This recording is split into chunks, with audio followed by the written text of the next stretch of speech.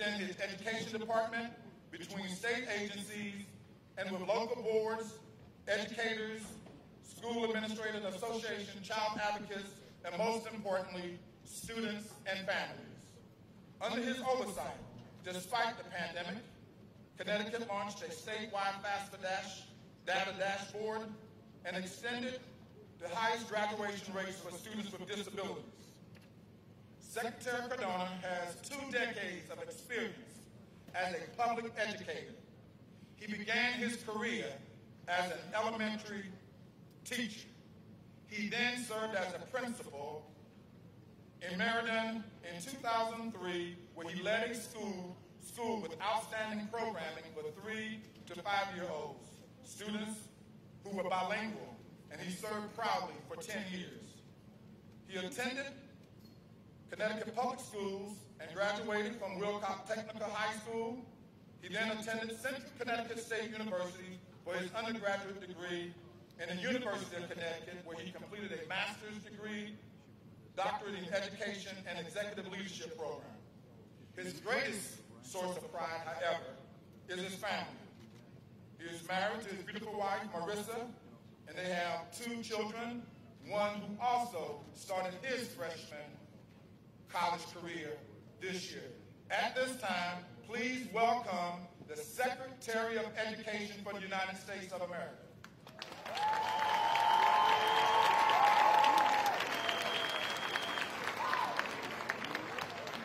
How we doing? All right, we know who you came here to see. Make sure she can hear you in the back.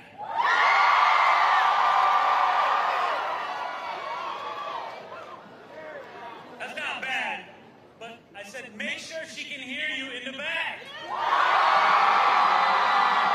Thank you. Thank you, President Conyers. It's great to be here at South Carolina State. This is my 2nd visit in a matter of a month. One more trip, I'm going to try out for the band. You sound great. Awesome, sound great. In all seriousness, it's an honor to be here with our Vice President of the United States, Kamala Harris, who is an HBCU graduate herself. Today marks America's 10th annual National Voter Registration Day. And it's fitting that it takes place at the start of National HBCU Conference Week. For so many HBCUs, including this one, standing up for civil rights and voting rights is part of your DNA. Events like the Orangeburg Massacre remind us that we cannot take democracy for granted. As the President says, democracy doesn't just happen. We, the people, make it happen. It starts with registering to vote and making it easier to register to vote on campuses like this one. We need more colleges to raise the bar on voter registration like you're doing here at SCSU. You are also raising the bar on the number of students who are pursuing STEM. South Carolina State ranks 4th nationally in degrees granted to African Americans in math. Give yourselves a round of applause. You're home to the only undergraduate nuclear engineering program in the state. That's why for us, investing in HBCUs, including infrastructure and research capacity, is a priority for the Biden-Harris team. Already, we've delivered more funding to HBCUs across America in 1 year than any other administration combined. Investing in HBCUs is investing in America. I don't have to tell you this. We know HBCUs punch above their weight.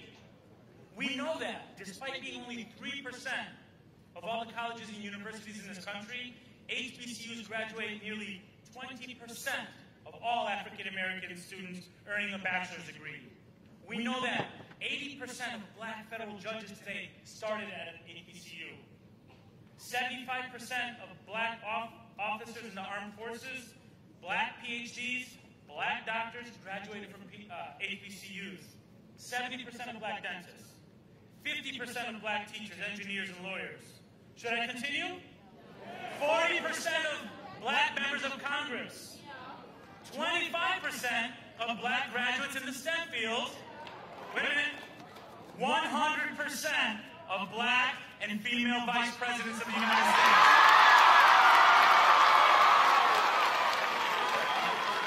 So, listen, today, as you start another year at South Carolina State, think of the daughter of immigrant parents who went on to an HBCU and led everything, from the debate team to the economic society.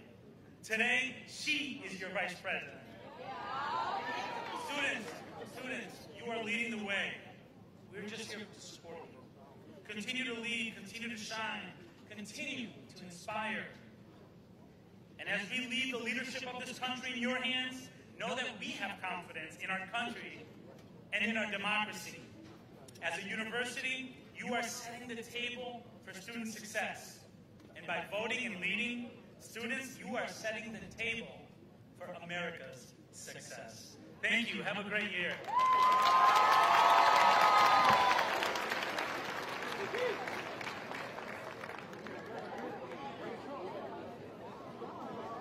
That in itself was a rare opportunity for South Carolina State University to hear from the United States Secretary of Education. Secretary Cardona, we certainly thank you for taking time out of your schedule to visit with us today. Now, before the Vice President of the United States of America comes out, I need the marching 101 band to give me something special.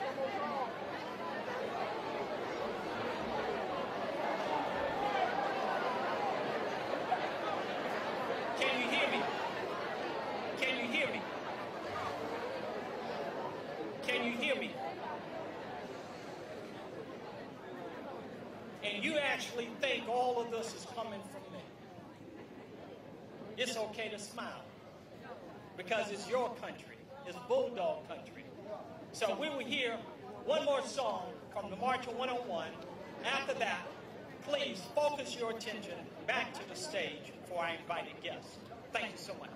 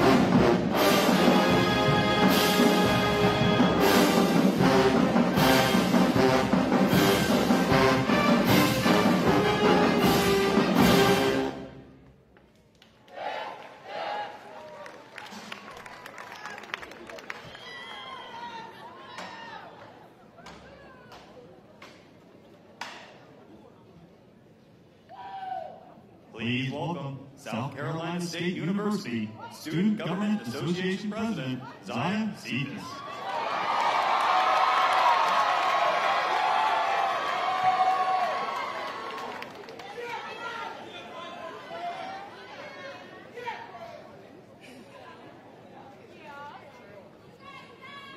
Good afternoon. I am Zaya Cephas, a junior marketing major from San Diego, California, and I serve as South Carolina State University's Student Government Association President for the 2022-2023 academic school year.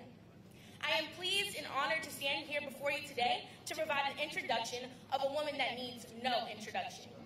Vice President of the United States, Kamala Harris. The opportunity I have been afforded today is undoubtedly once in a lifetime. So my heart is humble. Thank you for this opportunity, and my soul is just so glad. I could not be more thrilled to be standing on this stage with a fellow California native and a member of the first and the finest Black sorority, Alpha Kappa Alpha Sorority Incorporated.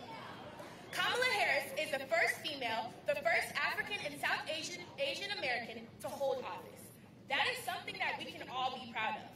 Some of you may remember when Vice President came to our campus as Candidate Harris, but now we are honored to see her serve in a well-deserved capacity. Back then, we showed her a little bit about what Bulldog tenacity looks like, but right now, I want you to all join me as we give her the full-blown experience. Everybody on your feet, come on, get on your feet.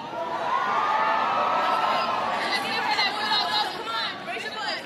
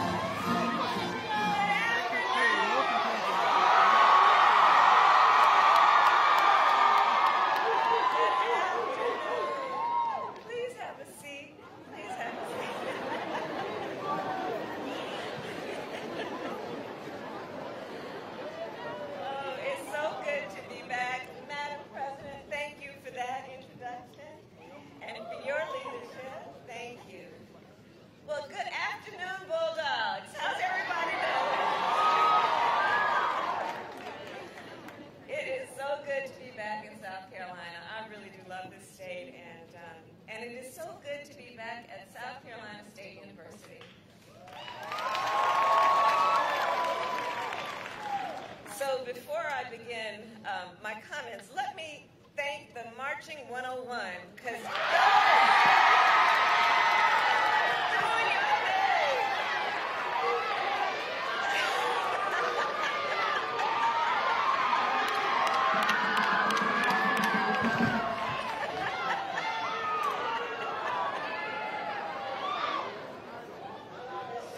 they do not disappoint.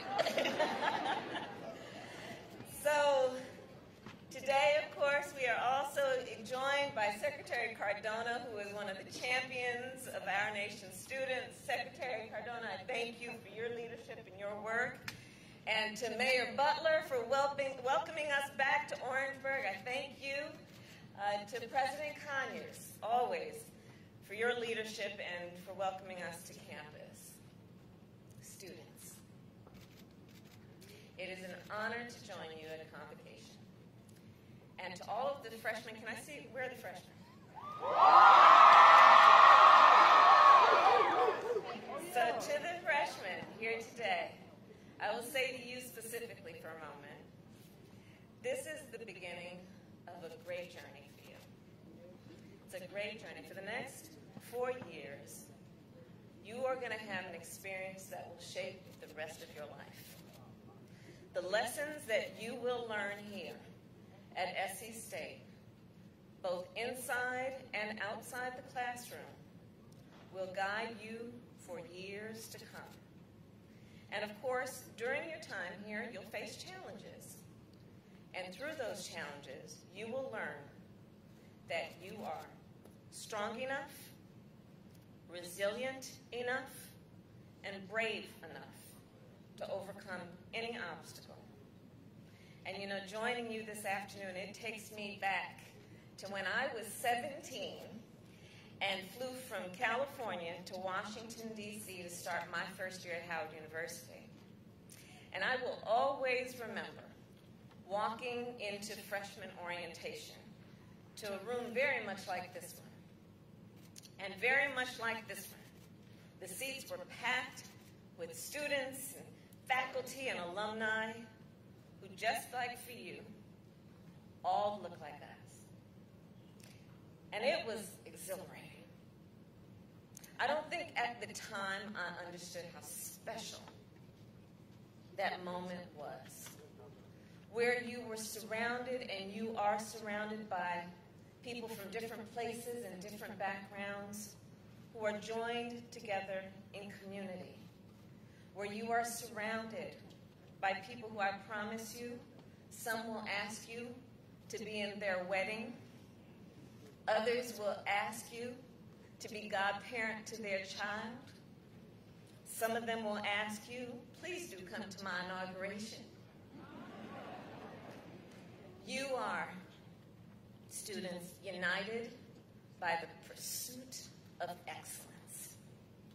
And I remember back in that day what I believe you must be feeling today, which is to feel the possibility of great opportunity, to feel the vigorous welcome that you are being given for you to lead. So to all the students here today, I say, there is no limit to your capacity for greatness. There is no obstacle that you cannot overcome. And believe me, there is no barrier that you cannot break. And so, as Vice President of the United States, I urge you to seize on that. Because in this moment, our nation needs your leadership.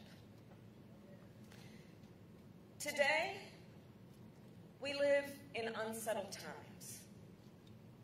The ideals that we thought were long established, such as overseas, what we're seeing, the sovereignty of democratic nations, we thought was long settled. Domestically, we thought long settled would be the freedom of voters to decide elections. Long settled, we thought, would be the freedom of women to make decisions about their own future. We thought we could take for granted what constitutes the truth. But these ideals now hang in the balance. And in moments of great crisis, our nation has almost every time turned to our young leaders to help guide us forward. Just remember, John Lewis was only 23 when he spoke during the March on Washington. 23. Diane Nash was just 21 years old when she led the Nashville sit-ins to protest racial segregation. And the great Jim Clyburn was in his early 20s when he was jailed for protesting for civil rights. In fact, it was in that jail where he met his beloved wife, the late Dr. Emily England Clyburn. And as you guys know, I think, they were both proud graduates of this very institution.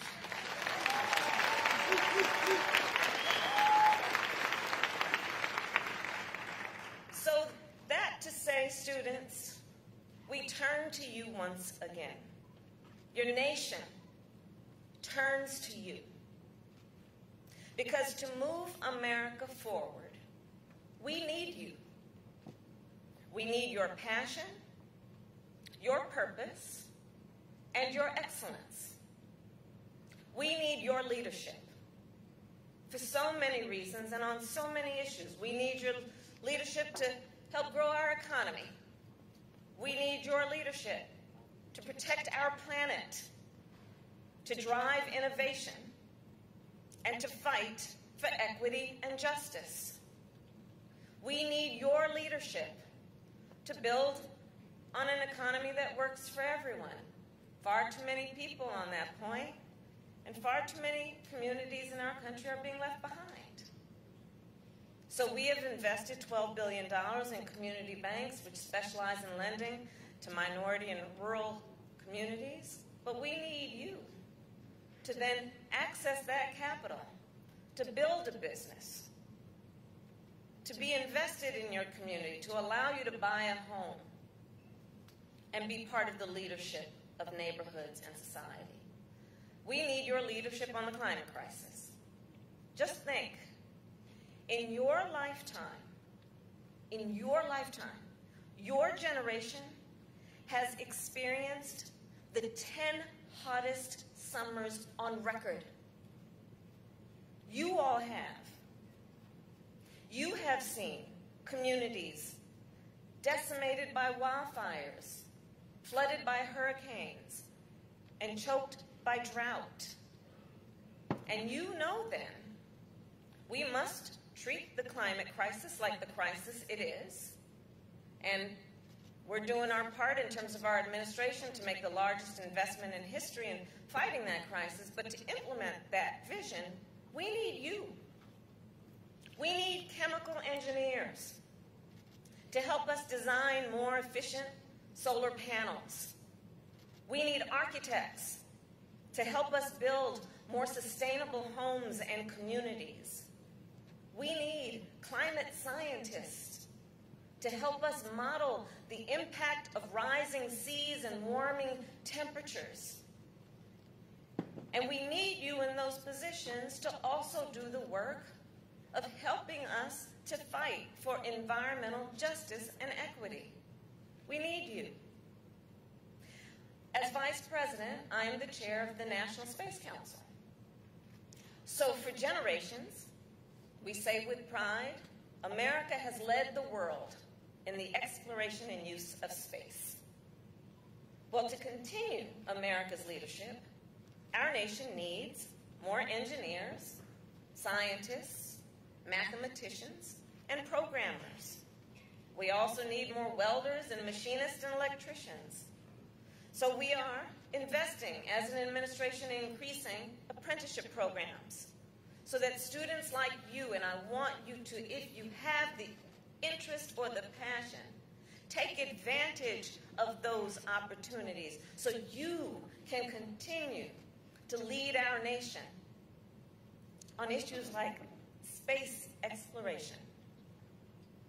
Students, to help us build a better future for America, we must also make sure you have the resources you need to achieve academic success without the distraction of worrying about making ends meet. So we have increased Pell Grants by $400 per student per year. It's the largest increase in more than a decade, and money that you can then use for food and textbooks and tuition and rent. But we've got to do more. As a proud HBCU graduate, I am fully aware that 75% of HBCU students rely on Pell Grants. We need your advocacy to continue to push forward on very substantial issues like that, because it makes a difference and the details matter. Speaking of HBCUs, I am proud that we have invested nearly $6 billion in our HBCUs, knowing that they are the centers, that this is a center of academic excellence. This is where we train the next generation of leaders like those who serve on our federal courts. Places like this give us the vision and, dare I say, the ambition to know what's possible even when we've not seen it before. So in addition to knowing that we should have and we have now confirmed more women of color to the federal courts than ever before at this point in a presidency, it means that because of the inspiration of places like this, we knew we also needed to deal with that at the highest court in our land. And that happened. And her name is Justice Ketanji Brown Jackson.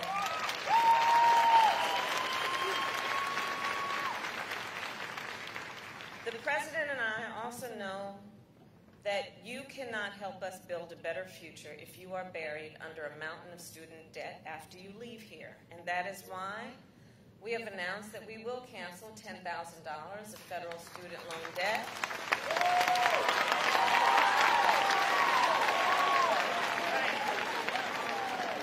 For all borrowers making less than $125,000 a year, and we will also cancel, and this is of particular relevance to HBCU students, $20,000 of debt for Pell Grant recipients. And it's important for you to know that this loan forgiveness does not just apply to graduates. It also may apply to many of you sitting here right now. So if you received, please take note of this, if you received a federal loan before July 1st of this year, you are eligible. If you have a friend or a sibling or a cousin who acquired that student loan debt to the point that they may have had to leave before graduation, you needn't have graduated to apply for the debt relief. So please help me get the word out so folks can take advantage of that. And all of this to say that since we took office, we have made real progress. And Madam President mentioned the path leading to us taking office came right through this beautiful university. So let me be clear then. We have seen great accomplishments, but we still have a lot more work to do. We still need to make, for example, community college free for all people. We know that access to quality education should not be determined by whether or not you can afford it. We still need to make sure all people can access the health care that they need, especially mental health care.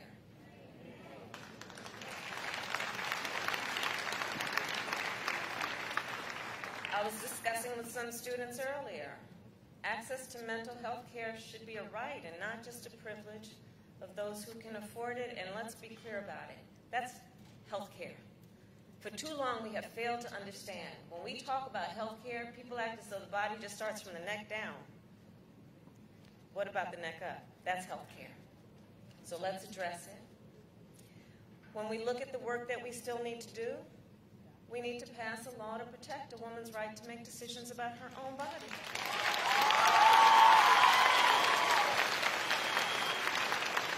Without government interference. We need to pass the Freedom to Vote Act and the John Lewis Voting Rights Advancement Act to protect voting rights in every state, especially in those states that have passed laws that intentionally make it more difficult for people to vote. Laws that, not far from here, ban drop boxes and restrict early voting. Laws that states are passing making it illegal to give folks who stand in line to vote food and water. Undemocratic laws. Un-American laws. And on that topic, I'll tell you, so as Vice President, I'm also the President of the United States Senate. And in that role, I broke this is for the historians here, I broke John Adams' record of casting the most tie-breaking votes in a single term. So for context, this kid who was born in Oakland, California and graduated from an HBCU just broke the record of John Adams. I think we should all fully appreciate his time to take a turn. And I'll tell you in that capacity, then, I cannot wait to cast the deciding vote to protect voting rights and women's health. Yes. So there is more work to be done. And the work includes something that affects the students here and young people across our country. We still have to address the epidemic of gun violence in our nation. Because all communities have a right and should be able to live free from the fear and the terror of gun violence. And to accomplish those goals, we need you. I have talked as Vice President directly with 100 world leaders, in person or by phone, presidents, prime ministers, chancellors, and kings.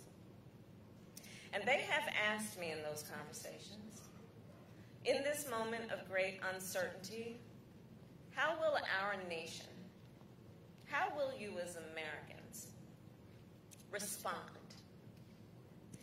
Well, I think that is a question we all have to answer together. And that is a question undoubtedly and invariably you will answer. Today as students, tomorrow as graduates, and for the rest of your lives as Americans, you will help to determine our nation's future by excelling when required, by marching, by advocating, by organizing, and by leading, and by voting. In our democracy, your vote is one of your most powerful tools for driving change. So given that today is National Voter Registration Day, please make sure that you each are registered to vote. There's a website, vote.gov, because there is an important election happening in 49 days, and so much of what we discussed here is on the line. Your vote is your voice, and we need your voice.